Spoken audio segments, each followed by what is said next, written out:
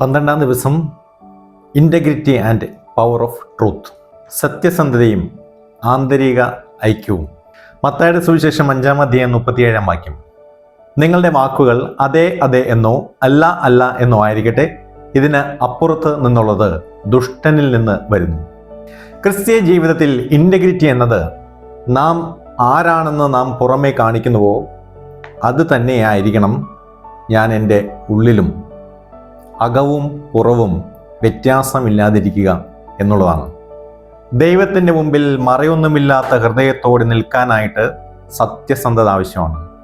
ഒരുവൻ്റെ വാക്കും പ്രവൃത്തിയും തമ്മിലുള്ള വ്യത്യാസം അവൻ്റെ ആന്തരിക തകർച്ചയ്ക്ക് കാരണമാകുന്നു. അല്പം മനഃശാസ്ത്രം, കോഗ്നിറ്റീവ് ഡിസൊണൻസ്.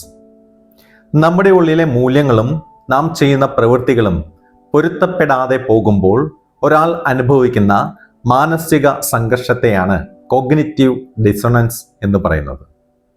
ഉദാഹരണത്തിന്, സത്യസന്ധതയാണ് നല്ലത് എന്ന് ആത്മാർത്ഥമായി വിശ്വസിക്കുന്ന ഒരാൾ ഒരു ചെറിയ നുണ പറയുമ്പോൾ അയാളുടെ മനസ്സിലൊരു അസ്വസ്ഥത രൂപപ്പെടുന്നു.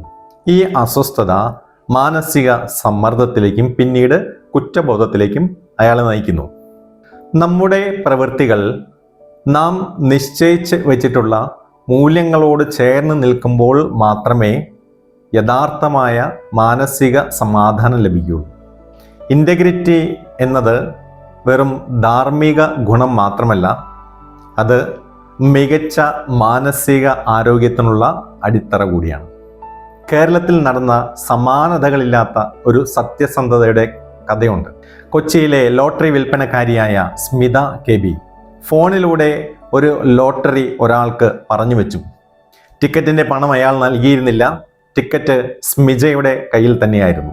അപ്രതീക്ഷിതമായി ആ ടിക്കറ്റിന് 6 കോടി രൂപ ലോട്ടറി അടിച്ചു.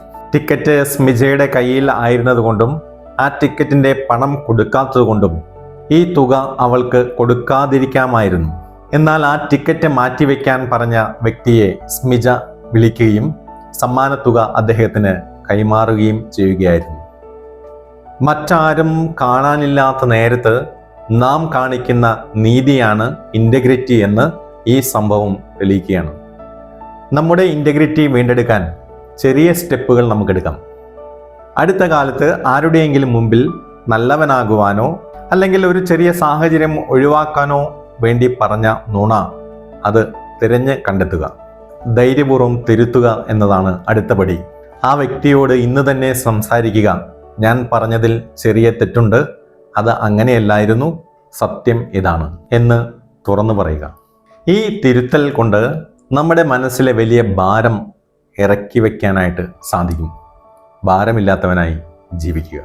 ഇന്നത്തെ ദിവസം നമുക്ക് ചിന്തിക്കാം, ആരും കാണാത്ത സമയത്ത് നിങ്ങൾ ചെയ്യുന്നതാണ് നിങ്ങളുടെ യഥാർത്ഥ വ്യക്തിത്വം.